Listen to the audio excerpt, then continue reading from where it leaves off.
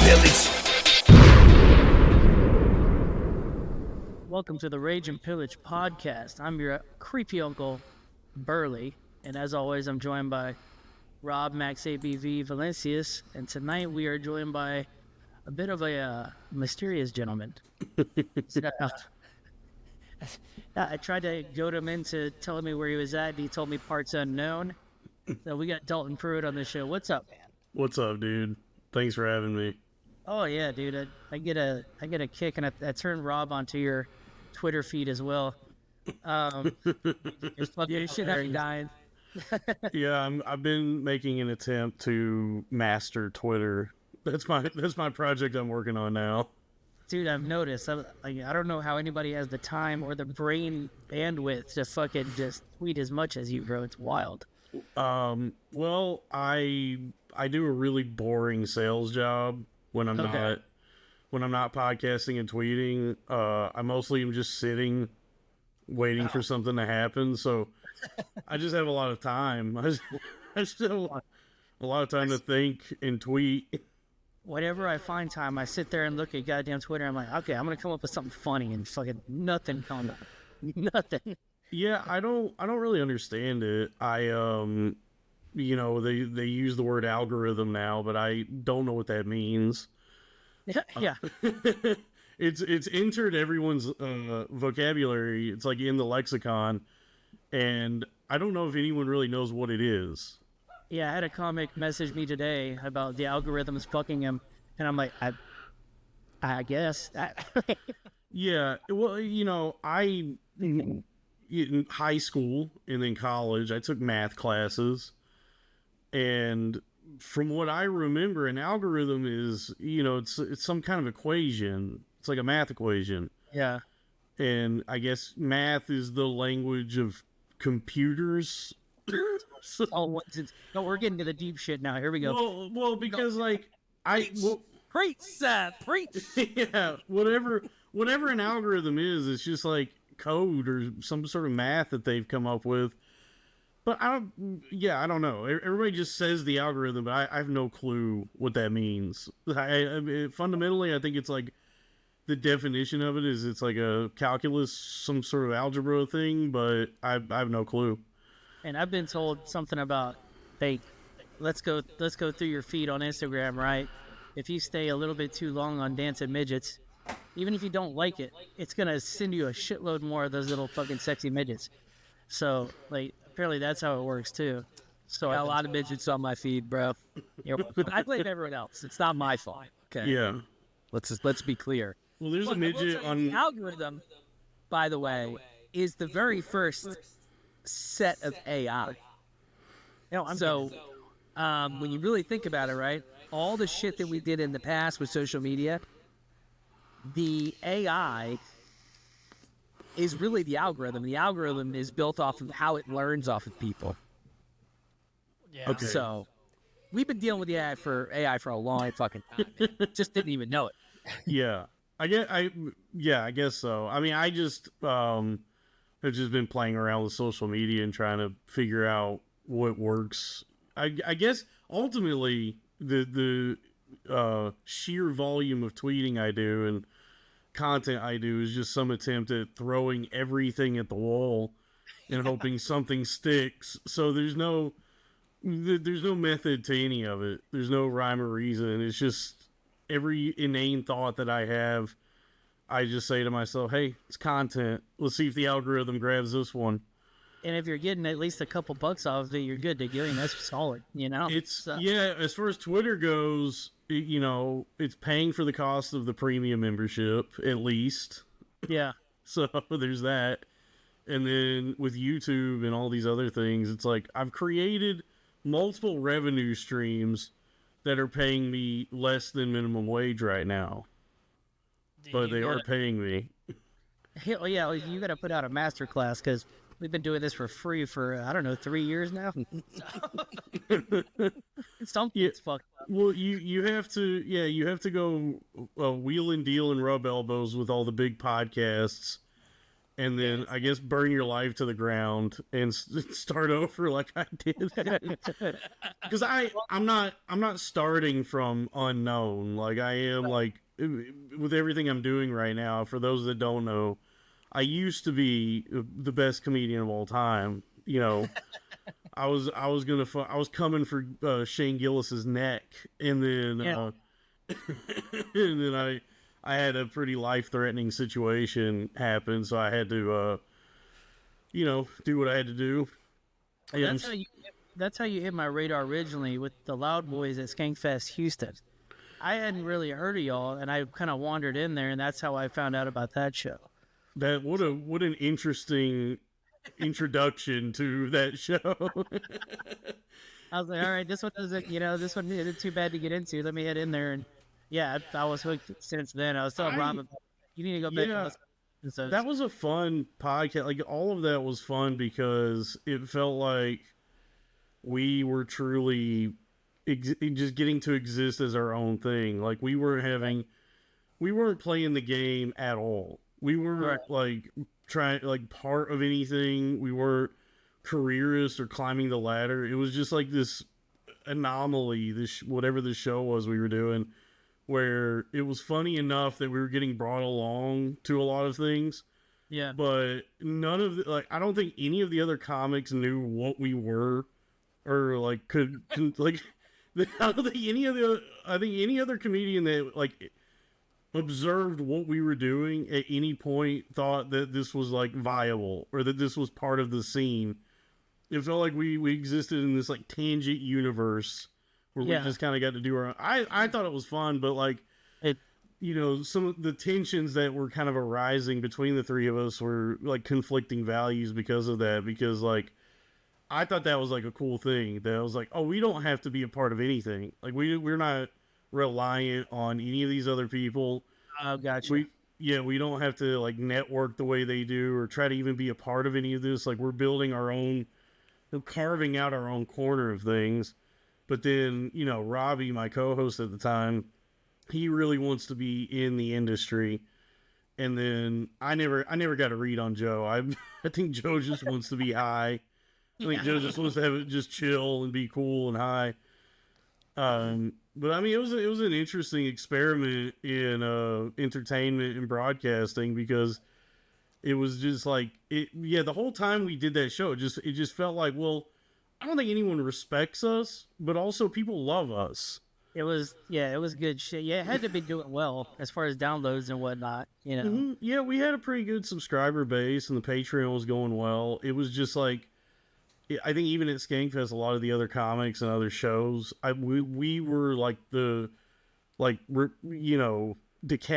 and Gilbert Grape. It was everybody else was Johnny Depp and we were DiCaprio. We were just like, they loved us, but they were like, come on, man, can you please act normal? You over there crying in a tree? Yeah. Yeah, man, I was pretty impressed by that. I was laughing because I was listening to one, I don't know, 2 or 3 weeks ago. I went back and listened to a few to kind of prepare for this, but it was funny to hear you guys riffing on, hey, did you hear that Rogan's going to be starting a club? It's probably going to fucking suck. And it's just going on and on and on about how it was going to be a failure. It made me laugh. Yeah, I mean, I don't think we were wrong about it sucking. It's just not a failure. It's a huge success, but I've been there and I couldn't get in because there's a fucking line around the block, and I was like, this is just what a strange thing to introduce the entertainment industry to Austin, Texas. Yeah, it's a fucking shit show. And you're a fellow Texan, you know what Texas is supposed to be like, and yeah, and especially Austin. Like, I never spent much time there, but Austin was always like more of a college town / arts commune. So that's where the slogan "Keep Austin Weird" comes from. Was just like, it was a bunch of people who I think were, paying their bills through like SSI and housing assistance was like the primary source of income for a lot of the artists in that town. But they were able to like keep their heads above water and just do like whatever weird creative things they wanted to do. Like the Lizard Man, Eric Sprague. Yeah, yeah. Yeah, the Lizard Man. And that was always what Austin was to me. And then to see the entertainment industry move in there is very strange, because they're going there because of what they like about Austin, but paradoxically, in doing that, they are ruining the thing that drew them to the city.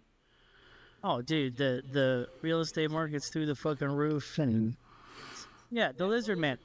I fucking hung out with this dude after a Slipknot concert. He was Hell yeah. doing fucking doing like what was it called, like freak show shit. He was hanging a keg off his nipples and Yeah, that sounds like him. Yeah, there he is. Yeah. you ever seen this dude, Rob? Bro?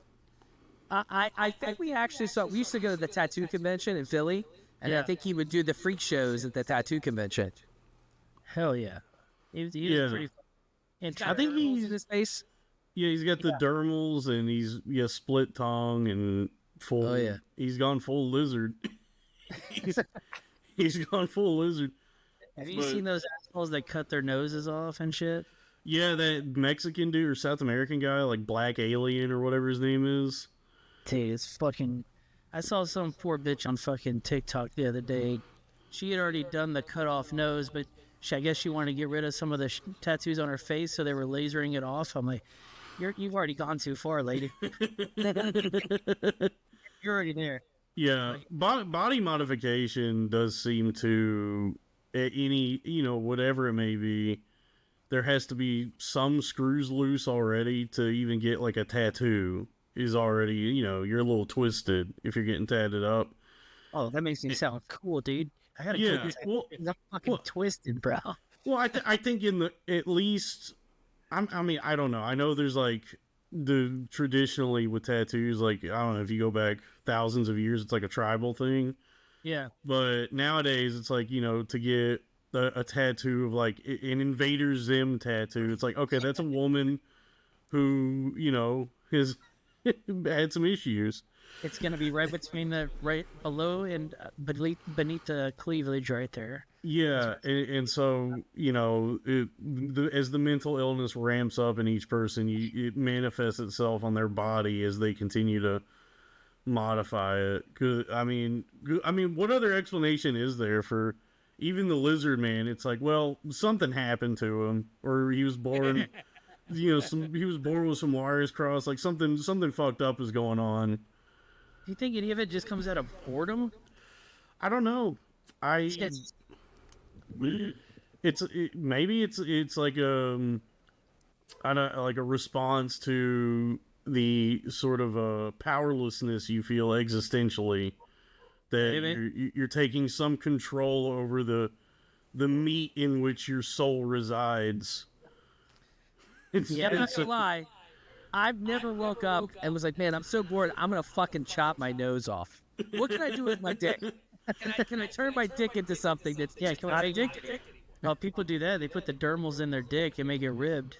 For her pleasure. Yeah. Okay. Yeah. You have to pick one body mod, and it's not like lose weight. What are you doing? Do you think losing weight's a body modification? For me, it is, bro. It's a big Neuralink from Elon, bro. Neuralink's a good answer. Neuralink is tight. Have y'all been seeing that shit? They got a fucking human rock in it now. Yeah, it's fucking. That's wild, what he says. He says that they do, but who knows?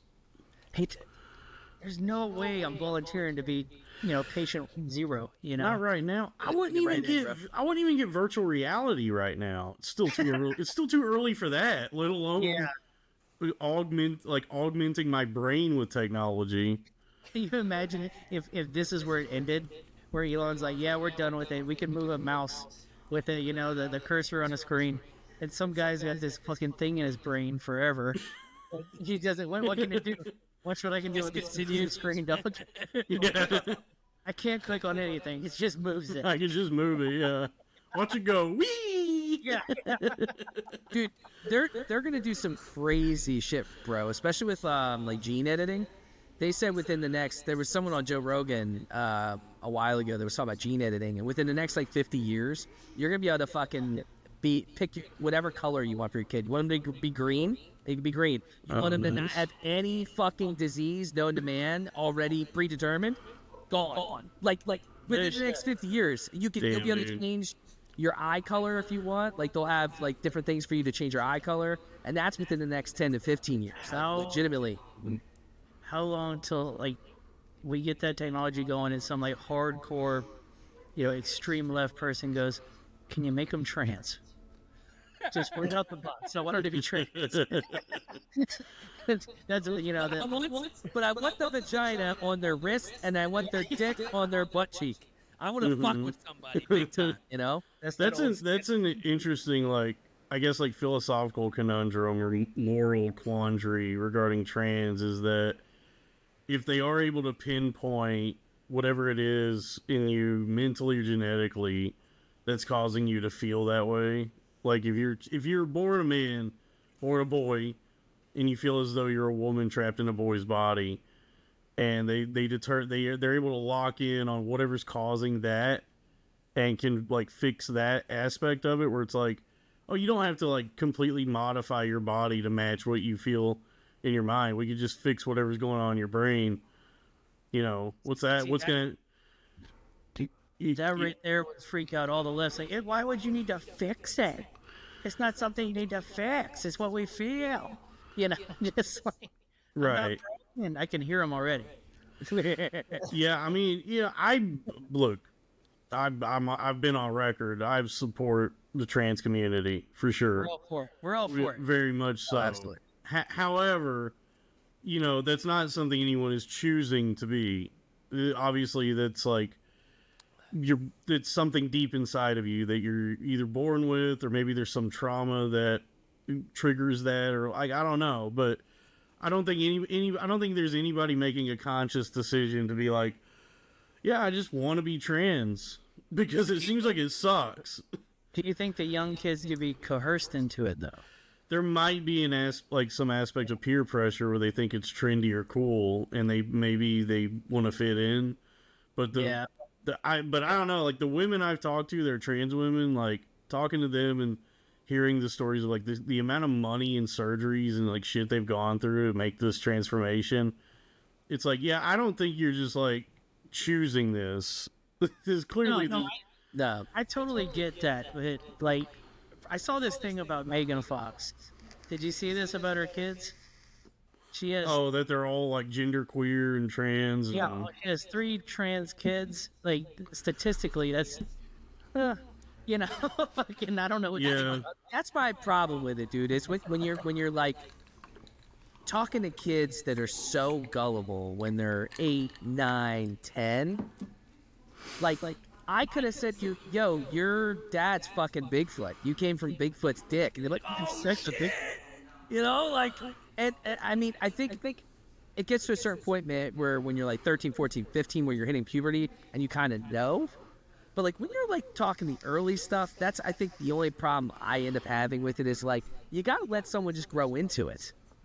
And it's way different than it was when we were kids. Like, it's okay now. Like, if you identify at 11 or 12, it's cool. But if you did that shit when I was in school, you get your ass beat. Yeah, you had to be in so people didn't say it. You had to be in like Motley Crue to get away with it at that time. You had to be in the fucking hair metal band.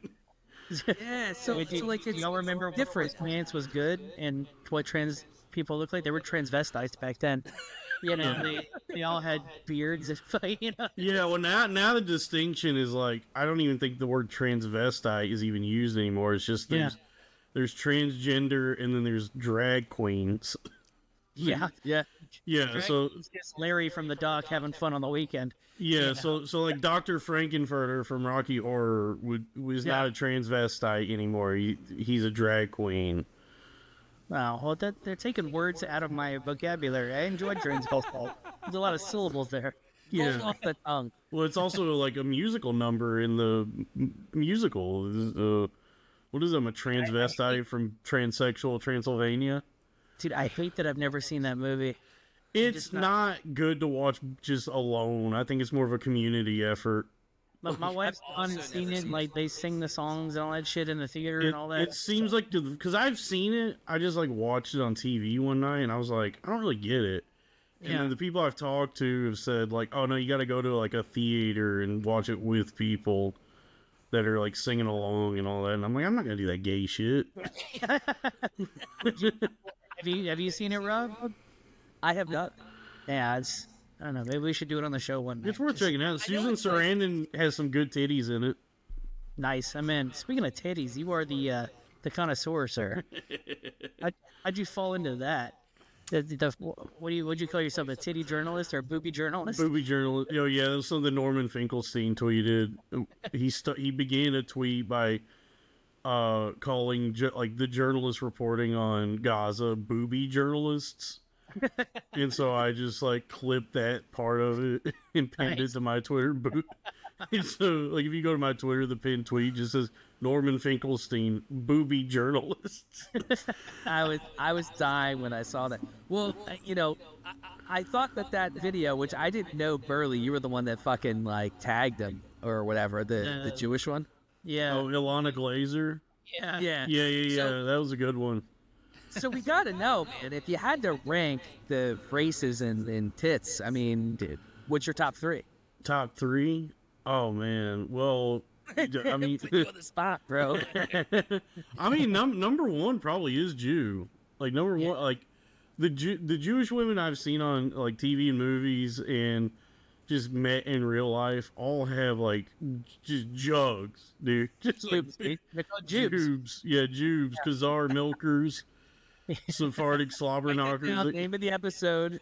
Yeah, That's they it. they have some big tits and they're dense and very jiggly. So yeah, I mean Jew broads might be number one, and then number two. I mean, I got just a classic pair of just white corn-fed titties. Like to be honest with you, yeah, like a big set of Angela White titties. There we go. That's I mean, yeah, I get Like it's the classics, and then I don't know, yeah, number three. I'm trying to think, maybe well, it's not Asians, we know that. it's not Asian. Yeah, no, Asians have other qualities. Sideways. Yeah. Yeah. Number three might be shit, man. Might be Latinas. Might be like Selena Gomez's.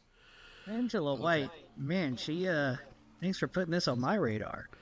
To be honest with you. You didn't know about Angela White? I do now, sir. I have no idea who that is. You guys aren't porn brained. You guys aren't gooning and. I am. No, I'm gooning. Trust Okay. me.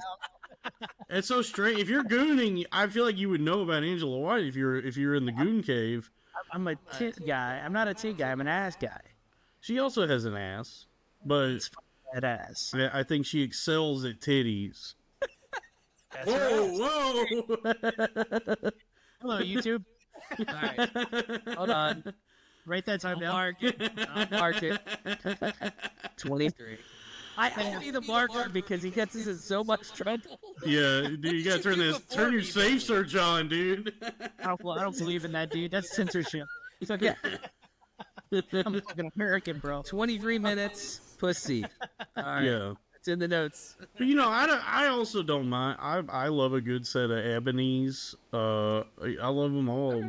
Middle Eastern titties is nice. That's porn brain right there. You type in ebony, she's getting fucked by a white guy.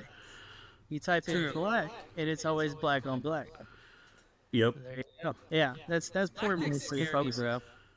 They just very abrasive. I seen it and I'm just like nah. See you later. Yeah, but black women in porn are also seem to be like more aggressive when it comes to like the way the way a black woman sucks dick is like she's trying to get money out of it. Yeah, dude. Have you ever seen black lesbian porn? It's aggressive. So. Oh yeah, Yeah, it's fucking of course. And But I mean, I've watched mostly like really aggressive, sick shit because I'm too desensitized. Let me put you on one. You might already know if you're as porn brain that I am. I brought this up for the last 3 shows. I can't get it out of my brain. Parasite porn. Have you seen this? Parasite porn, no. Oh, just type that into porn. Is that Korean? No. Oh. It's women Didn't that ever are. get hard again, bro. It's women that have been infected by a parasite. They become sex monsters, but the entire time they're drooling and sliming out of their mouths and fucking dude, it's the craziest shit. Oh, so it's like they're like it's like Night of the Demons, but Yeah, but it's fucking wild. okay. But they show the parasite going into her pussy, like crawling in, and fucking then they get possessed. It's wild. There's a lot of these. So videos. there's like a sci-fi horror element to it. Somewhat, yeah. Okay. I never liked that kind of stuff. Like years ago I watched like an Evil Dead porn parody. And I was like, I could do without all the like trying to do a story and have characters and you know. I'm a big Star Wars fan, and I watch Star Wars porn. I'm bored out of my goddamn mind. I don't give a fuck about the storyline. Yeah, and it takes me out of it because it's always like they gotta pull. Because I watched the Star Wars one with like I think like Adriana Chechik was in it. Yeah, she has to like take off armor. You know, I'm like, come on. Like, how come this alien's pussy isn't green? It makes no sense. It's like the plot's falling apart here. No, I like it when it's just like when it looks like they're in like one of the rooms from THX 1138 where it's just a sterile, bright, white, fluorescent room, and there's just like a table there. That'd be an easy job, dude, just to be a fucking location scout for porn. Oh, yeah. Fucking, Well, you got those. You got fucking fluffers. You know, like, hey, look, I don't want to we're gonna pay you. No, I'm not. I don't want to be a fluffer. I'm just saying, it's his job. You're like, what? If you're in the porn industry and you're trying to get a regular job, like, what is your resume? Like, if you're a fluffer, how do you describe that professionally? think about any industry quit porn, you know? Like, before OnlyFans, every girl that quit porn had to go into the regular workforce somehow, right? Yeah. For instance, I looked up, here's a blast from the past. I looked this girl up today. Tawny Stone. Remember this one? No. You don't remember Tawny Stone? I don't know Tawny Stone. I know Evan Stone. Oh, no. Tawny Stone was hot whenever, like, Napster and shit was popping off. Like, No. You got all the images of this broad. Let me look her up, bro. Yeah, this was me jerking off of my... it's all porn. God damn it. Okay, she never did actually any real porn, but she looked my age at that time, so I was like, yeah, this chick is it. This chick. She was all over the internet. Let me see. Nope. That looks like a child, man. Get that out of here. No, she was 19. She was 19. That looks like a child, man. It's just her IMDb page. It's fine. Sorry. There's gonna be someone waiting outside of Burley's door. I don't like that. Somebody just sit right here. I don't like that shit either when they go out of their way to make them look like kids when it's like some girl in big pigtails with braces. Oh, have y'all fallen into breastfeeding TikTok yet? I've heard of this. Like, what was it? So I know that there's like you can post breastfeeding videos because it's like educational.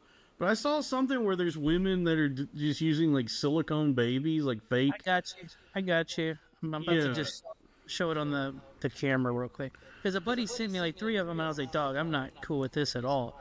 I said, why? He was like, they're sexualizing fucking breastfeeding, bro. Oh, they all got deleted. I guess I bitched at them. But yeah, it's just chicks holding fake babies, pulling their tits out. And I'm just like, that's not cool. I don't think. You read the comments, they're fucking creepy, dog. Of course. Fuck, dude. A lot of Indians. Oh yeah. Yeah, that's a really creepy thing to do for her to. Oh yeah. Yeah, to be like, I need everyone to see my tits so bad so I can get engagement that I'm willing to simulate motherhood, and like knowing the kind of guy that's going to attract, you know, like, because they've got to be getting doxxed all the time.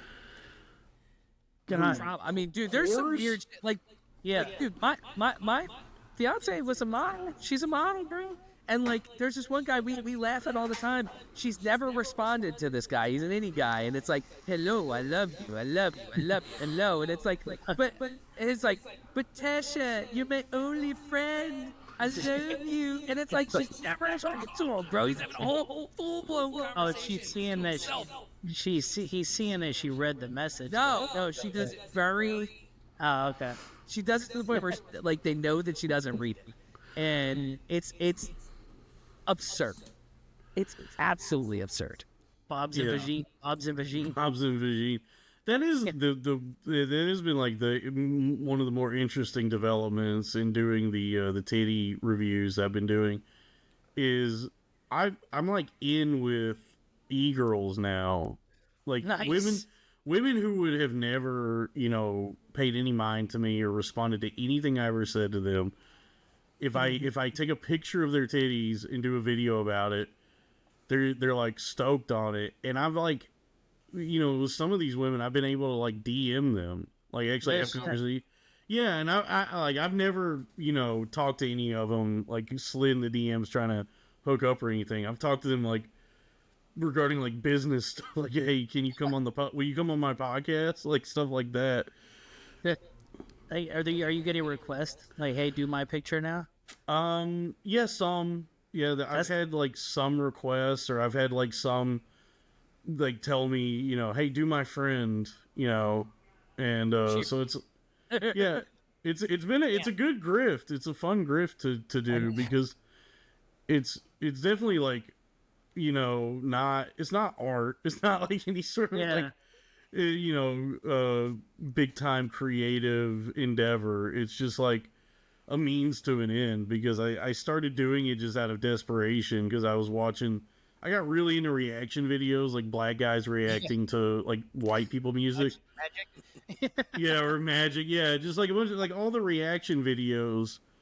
And I just and there was a time when I was doing, I probably could still do this, where I was like doing song reactions, but it was like reacting to like rap songs that I should, how you'll see like a video of like two black kids and they're like, I ain't never heard no Smells Like Teen Spirit. What the hell is this? Yeah. And it's like, Bizkit. The best one's Limp Bizkit. Look up yeah. Limp Bizkit. It's fucking hilarious. Yeah, and it's and it's always obvious that it's like you've heard this song before. Yeah. Yeah.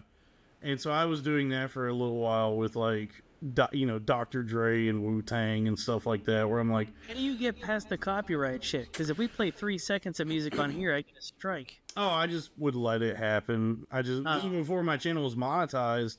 Oh, okay. And so it didn't matter to me as long as I was getting views and building the channel. Now I probably like wouldn't do it now, just because like I wouldn't be able to make money on it. Well, that's why I always wonder how these cats make money. They have all these fucking viewers and fucking subscribers. I don't know, because if I have just like a minute of a song in something, I get hit with a copyright. I get flagged that's why we had to change the song that my original intro song had fucking another song in it. Yeah. Yeah, so I was just same way, dude.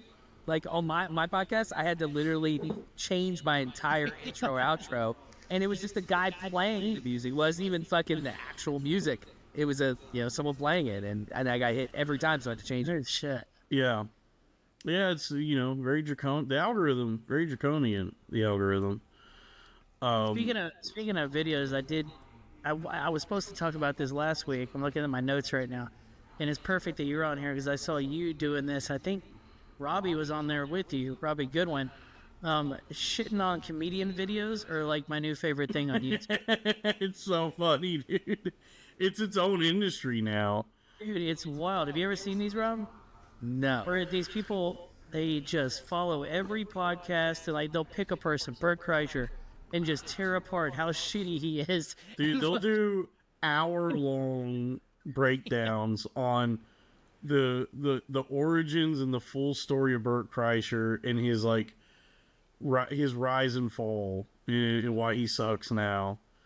It's so crazy. And there's like, I've seen at least like 20 different channels that are doing this. Oh, yeah. I've seen and they all have huge followings too. They're making good money. Like if I like, I don't know exactly like how the money works at that level, but if I'm looking at a channel that has like 1 million subscribers, it's like oh, you probably don't have a day job. Yeah. Wait, and some of these little videos are done well, dude. Like documentary style. You're like, damn. Yeah, like porcelain's good at that. Like porcelain and base frequency, and Oompaville's another. And Oompaville is sort of the more like congenial of these guys. Like he doesn't necessarily shit on people. He just does more like synopses of what's going on. Okay. But yeah, there's tons of these channels, and they have like huge followings because like I guess what's revealed is that most people actually just hate comedians. That's what I did not know this until I saw these videos. I was like, oh Jesus, everybody hates these people. Fucking, I tend to lean towards Andrew Schultz videos a lot. Yes, I don't see it. I don't see it. I think it might just be the content effect because back in the day there was a more of a velvet rope around the entertainment, so Yeah. you wouldn't know much about your favorite entertainers other than what was shown to you that was like curated for you to see, or if they did something weird that wound up in the news. Like Richard Pryor was like probably one of the first guys in comedy that was like wildin', where it was like news stories. And let everybody know what he was doing. Like, Yeah, and then we'll go on stage and like open up about it, like setting himself on fire and beating up his wife and all that kind of shit. sucking dicks and shit, right? Yeah. And so over the years, like that, the velvet rope and the curtain and all of that has gone away. So It's- the lines have blurred. Like they're like their creative output as far as stand up goes is almost like, I don't even know what the distinction is now between that and the podcasting and all of that, because they're just constantly opening, like revealing everything about their lives all the time Yeah. and making really good money doing it. And I guess like when you're anybody who's overexposing themselves, or when you as an audience member are overexposed to someone, you start to resent them because it's just too much of it. Yeah. The internet damn near broke whenever Tom and Bert busted out with vodka. Yeah. Yeah, and everybody lost their fucking mind online about that shit. And I was like, all right, well, I guess everybody hates them. Okay. Yeah. Oh yeah, everybody's hated them for a while. That's why, I mean, it's, and I don't know what the answer is, because the way I guess like the way everything is now, market trends and entertainment and all of it, is like you do kind of have to be a broadcaster as well as a comedian if you're going to try and do that job, Yeah. because it's so difficult to just do stand up and have any sort of relevance or success. In fact, most people don't like stand up. I don't like most people are not going to take the time to go to a comedy club or go to a theater to watch stand up. They're just going to watch a podcast.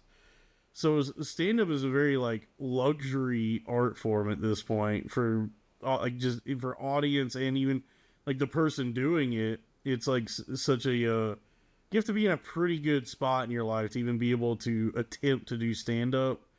Yeah. There has to be like a lot of things in place that will allow you to drive to an open mic or whatever, like night after night. Well, how did you end up from Texas to New York? Just stupidity. I just made it. I just like on a whim was like, I guess I'll try this, and because I've never had any like issues living in squalor, so I was like, yeah, I'll get a shitty cheap apartment in New York, because like everything you hear about New York is how the rent is like crazy, but it's like it doesn't have to be.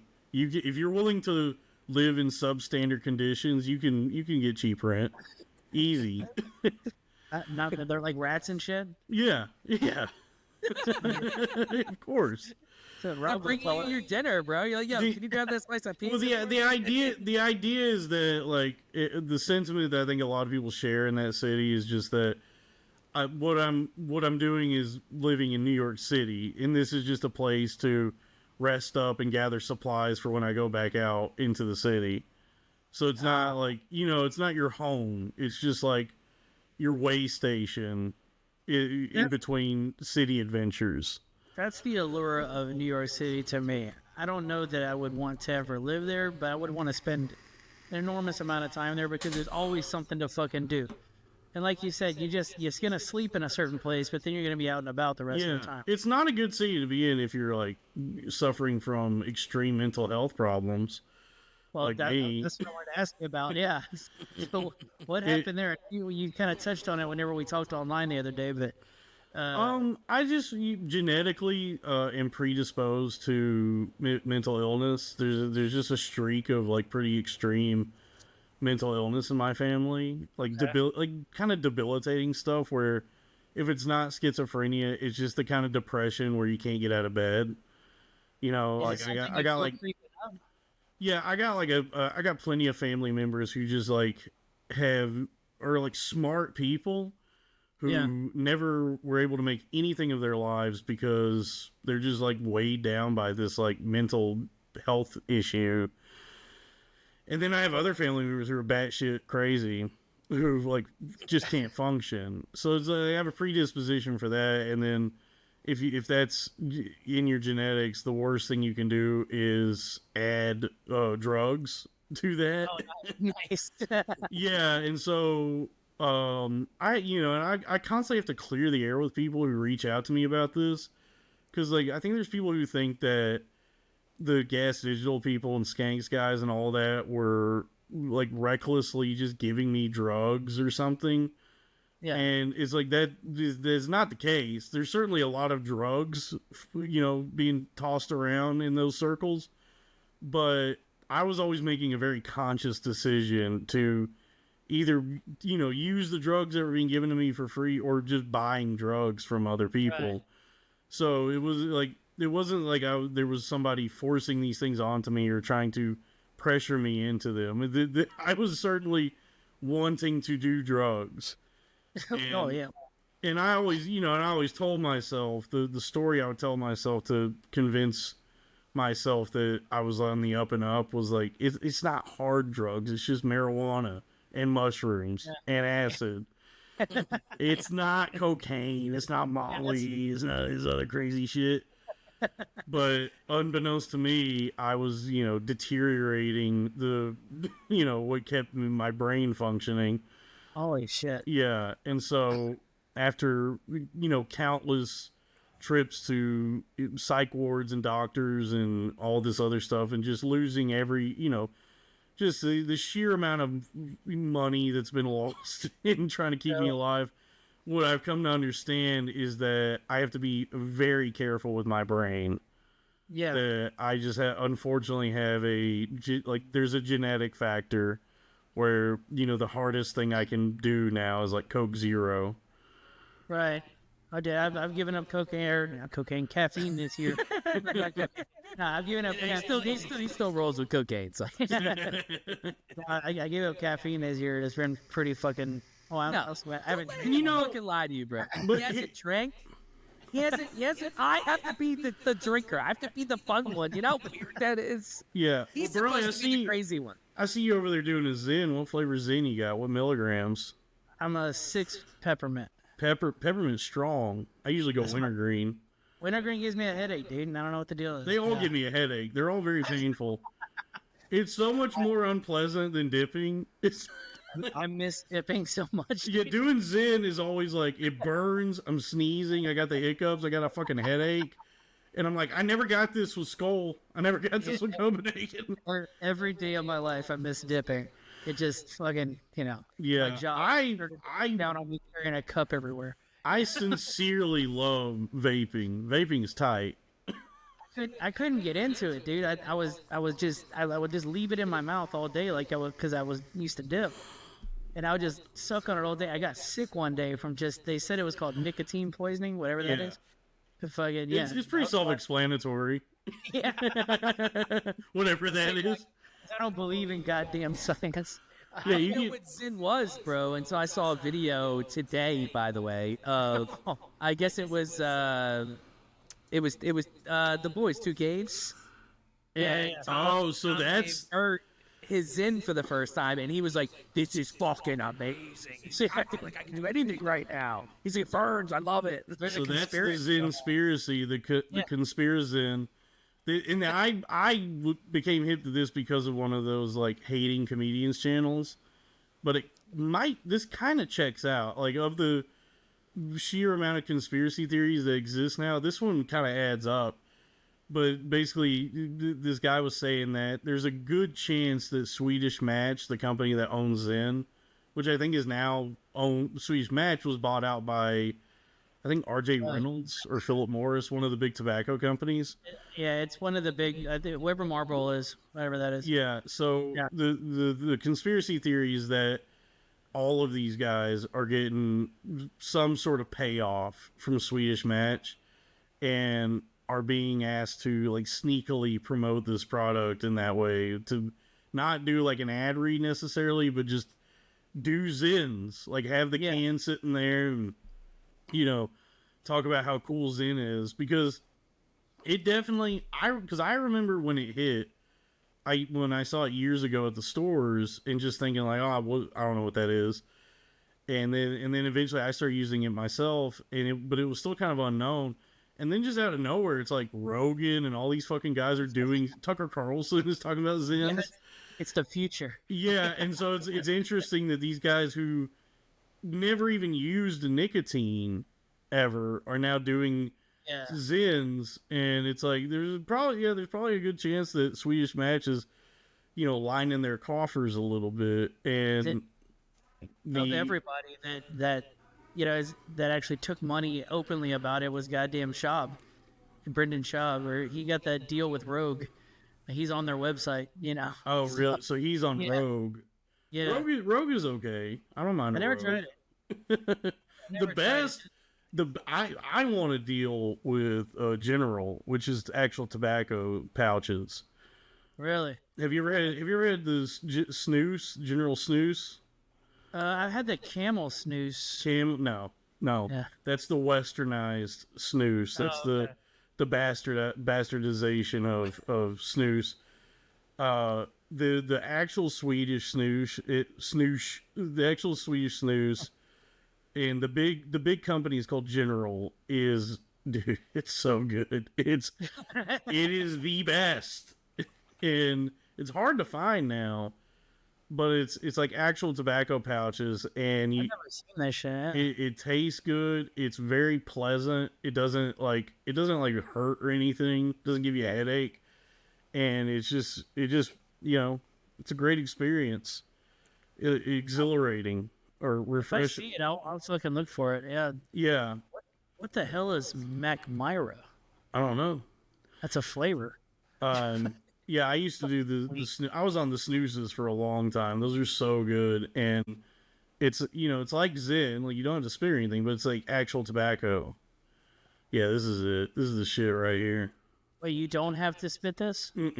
No. It is still tobacco, so there might be more of a risk for some sort of gum disease, but I don't brush my teeth anyway, so. That's for the games.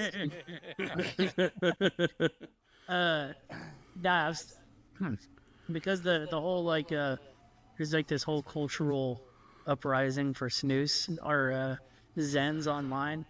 Apparently over there in Europe they have like 18 milligrams and all this crazy shit. Yeah, like you gotta try one of these, Rob. Let's get you hooked on some. I've never had nicotine in my life. I am addicted to caffeine. This is way but better. I weed myself off, son. If you try Zen, the first one is going to knock your dick in the dirt. You're gonna be fucked up. I went golfing on Saturday. I gave a buddy of mine who is also like Rob, never had nicotine. I was like, he's like, man, I'm kind of tired. I was like, have one of these, bud. We got all loopy and fucking stupid. And I was like, he's like, this is weird. It's not a good. Tell me a good time. It's not a good pick me up, to be honest with you. It's like, if you've never done it before, it's just gonna make you feel like really sick. And then if you're addicted, it's just gonna keep you from like fidgeting. Yeah, it's just my problem. Yeah, but it doesn't make me like necessarily energetic or focused. It just makes me not, you know, claw at the walls. Hold on, we gotta try to get these payments out of these guys. Doesn't it make you feel more focused and like keeps you on point? But yeah, yes, it does. It's better. Yeah, I it helps reach your ED, it gets rid of mental illness. What else can we throw out? I reach for a Zen before I reach for my Alpha Brain, and Yes. I've got these kettlebells over here. I don't even think about touching them without 3 Zens. yeah, Oh, yeah. I would love to get do what? Go ahead, sorry. No, I'm just saying I would love to get into like the health and wellness schemes. I want to get into supplements and health food and protein powders. That shit looks like a good money maker. Dude, TikTok is nothing but that like 15-day cleanse pills where you're shitting your pants, basically. That's all I fucking see. Yeah. You know what I like now is because like I guess like the first version of this, or maybe not the first version, but the one that was like the first freak show of this kind of guy we saw was the Liver King. Oh, yeah. Like that was like the first freak show of like whatever he's did, the eating raw shit and living that way. That is committing to a gimmick. Like, because that guy lives in Houston, right? Yeah. He's just... But there's a new one that I really like. This Australian guy, Soul Bra. Have you seen this guy? To spell it? SOLBRAH. And he's a new one of these, like, you should only eat raw meat and you gotta absorb the power of the sun. It's like pagan sun worship mixed with health and wellness, like raw meat shit. He's a fun one to follow. Like he posted a disgusting picture the other day where it was just a plate of raw shit, like raw beef, and like it looked like it's just raw meat. It was just a plate, like a pound of raw meat, and he was like raw as law, and I'm like, dude, you're gonna get a fucking tapeworm. Like, you can't be eating like that. Does he not show his face? Why is it He all does. black? That's what he looks like. He didn't show his face for a long time, and then he finally did a face reveal, and now he's like doing inspirational videos and stuff. We need to write a book. Yeah. Oh yeah, you got to write a book on health and wellness. Soul way. The soul way. Yeah. Look at it though. That's like pagan shit. This is sun worship. Like we're coming back to like the worship of the material world. And you refuting God himself and returning back to material existence, worshiping the sun. I like how it's supposed to be like some caveman guy, but he's clearly wearing gym shorts. Yeah, Yeah. yeah. He's like that knight in Dark Souls. Right. Could you imagine being like a girl going on a date for the first time with this guy, and they're at a steakhouse, and he's like, "Yes, can I have a steak? Don't cook it." And the girl's like, you mean like, medium? Or no, don't fucking cook my steak, bitch. You know, like, check this. I hate him, dude. I hate this. I don't even know. I don't know what the idea is. Like, I don't know what the science they think is. Like, what is being lost or what's happening when you cook food. But I can't imagine there's too many benefits to eating a big plate of raw beef. And chicken. I'm doing the carnivore thing right now, and it's working out. But I'm cooking it. You know what I mean? And I'm also not shoving it down people's throats. These fucking people. There's some guy who just eats raw chicken. That's all he does. He'll walk out of Whole Foods. Yeah, you'll lose weight from the fucking diarrhea. Yeah, it's fucking crazy. And you know, the funny thing about health and wellness and nutrition and all of this is I feel like it's intuitive. I feel like we kind of know what we're supposed to be doing. It's just nobody does it. Oh, so, yeah. And so because of that, there's this huge market for like, I've hacked the human body and I've discovered what you actually need to eat. But you can only find this out by buying my things. And it's like, I think most people understand that what you're supposed to do is drink a lot of water, eat lean whole foods, eat like lean meat and vegetables, and go for a nice brisk walk every day. But nobody does that. And so everybody's just like fat as shit. And they're like, I don't understand why I'm so fat. Is it because I'm not eating enough raw beef?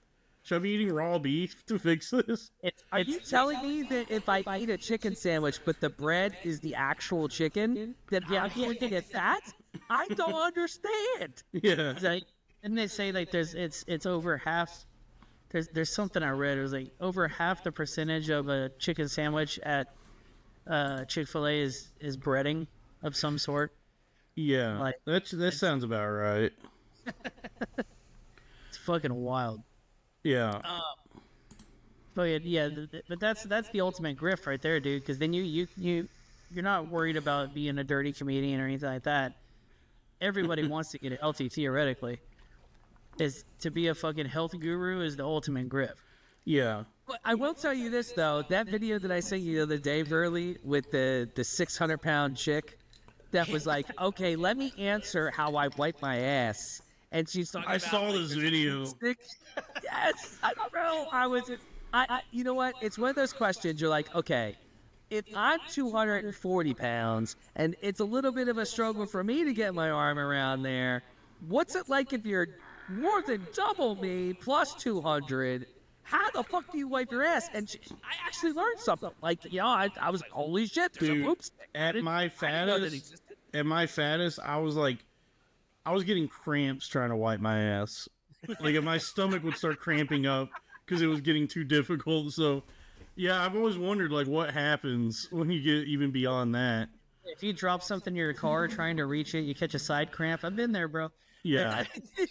But look at the state of things, though, because, like, these videos, like, all of this stuff I feel like exists now because, like, people are so desperate because all the jobs are going away and there's no money to be made. There's no money to be made anywhere except in just, like, content. So everybody's just like, I guess I'll just exploit myself.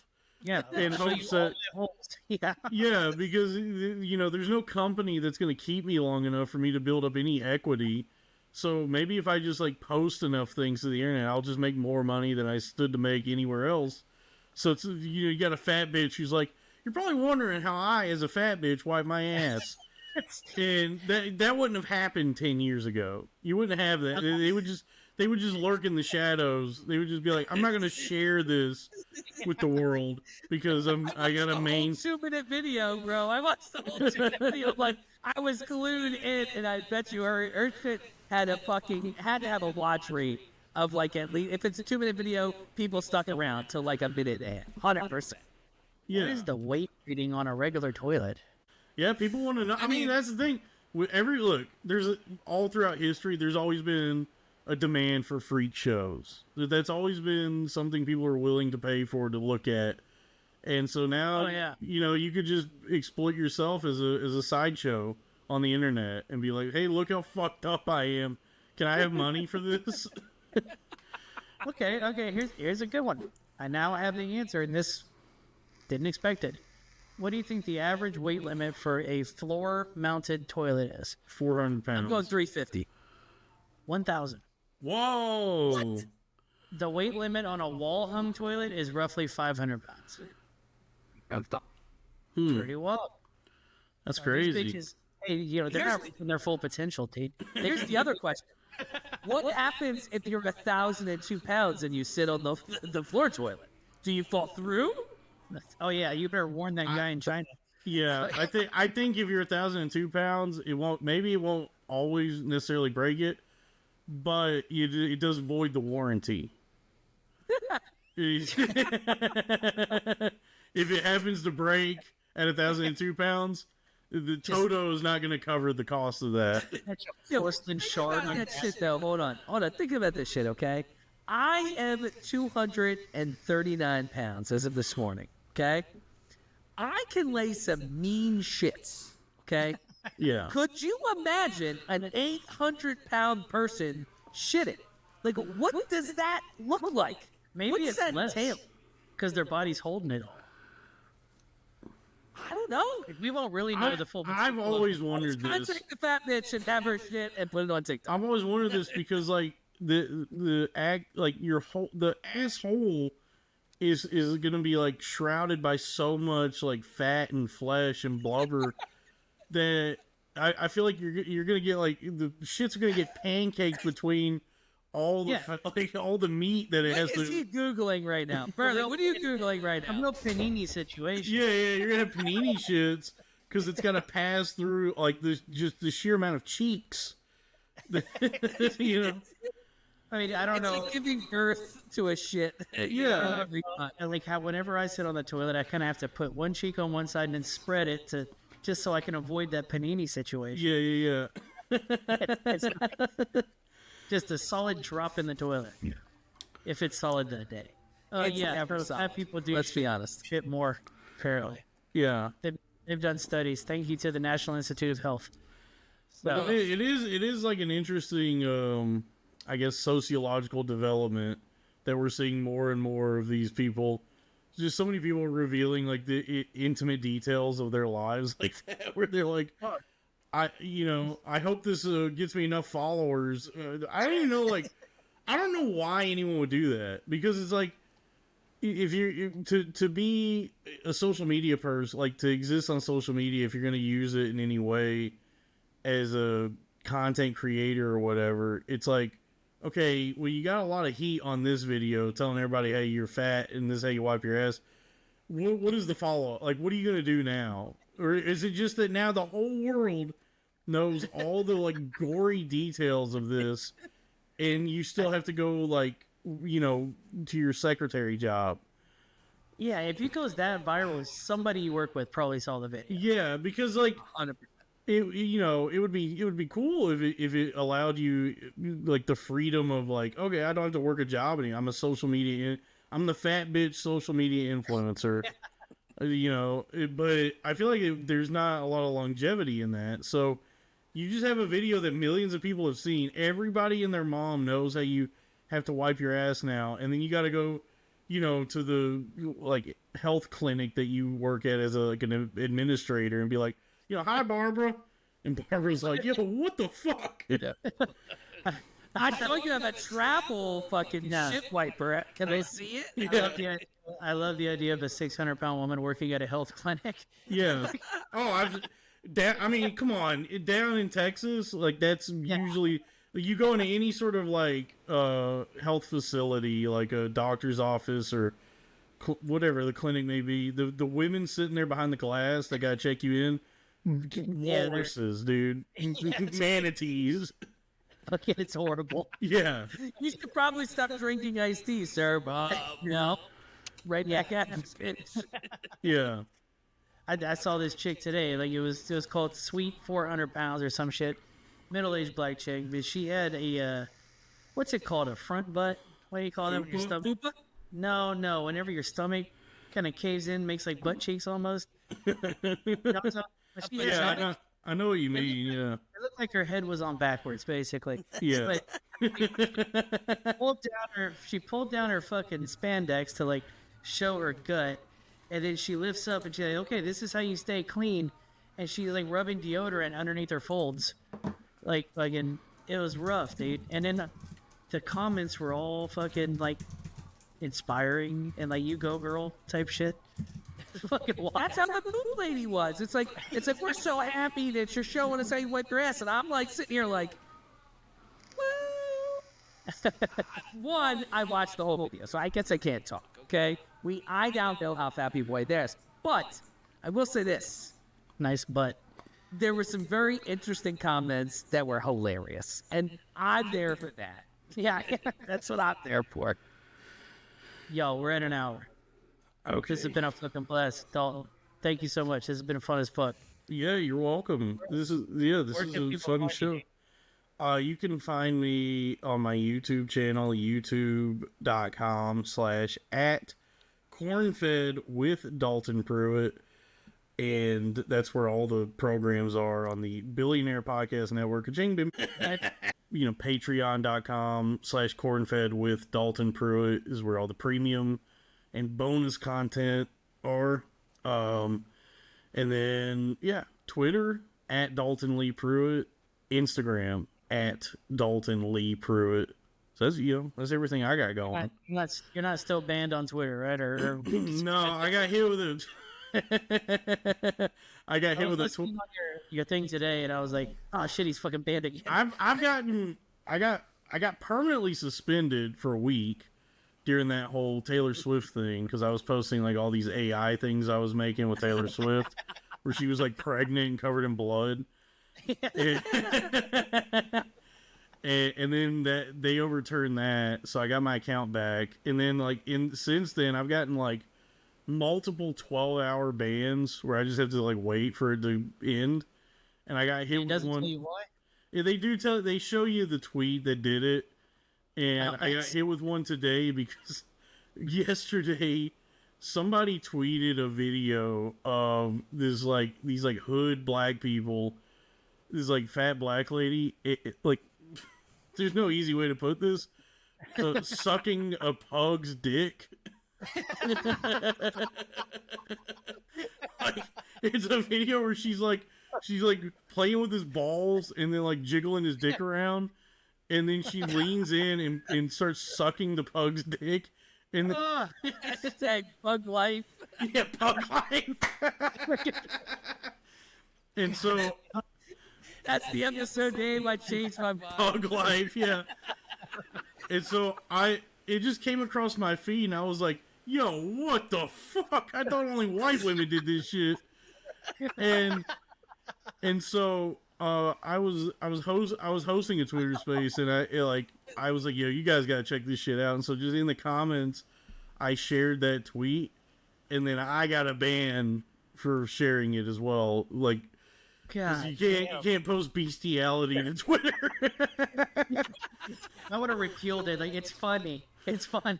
Honestly, it wasn't really funny to me. It's like conceptually, it's funny, but then seeing it happen is like, oh, this is fucked up. You shouldn't do this. You shouldn't suck a pug's dick. What was the pug wearing though? Could you imagine being the admin for Twitter, like, if there's any actual humans still working there, they must have to see. True. They must see just like untold horrors every day. Now that ever since Elon bought that website, it's like, dude. I mean, somebody posted the uncensored video of Aaron Bushnell burning himself to death. Oh, that's my whole feed right now, dude. Yeah. I genuinely started like crying. I was like, this is really disturbing. This is bothering me. He's becoming like a hero. People are like making like Free Palestine posters with him on it and stuff. It's wild. Well, of course.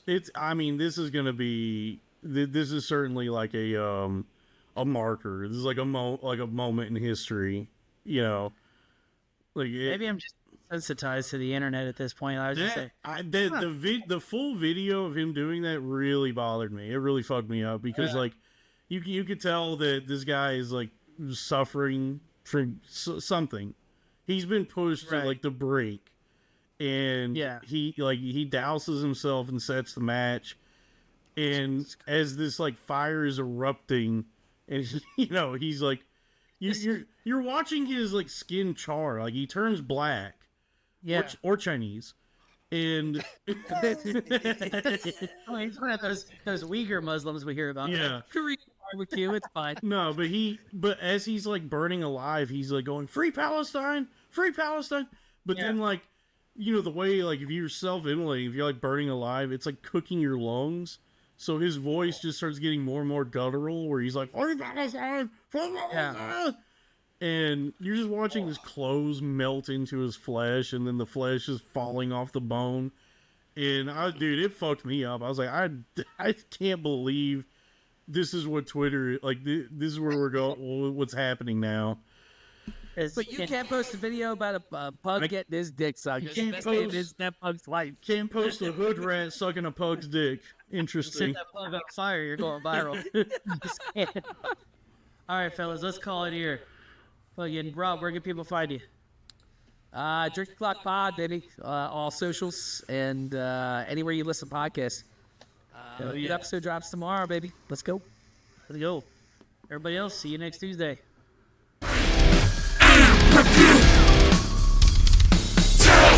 Your friends tell.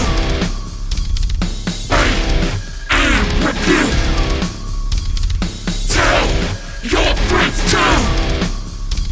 And if you don't know, now you know. Dude.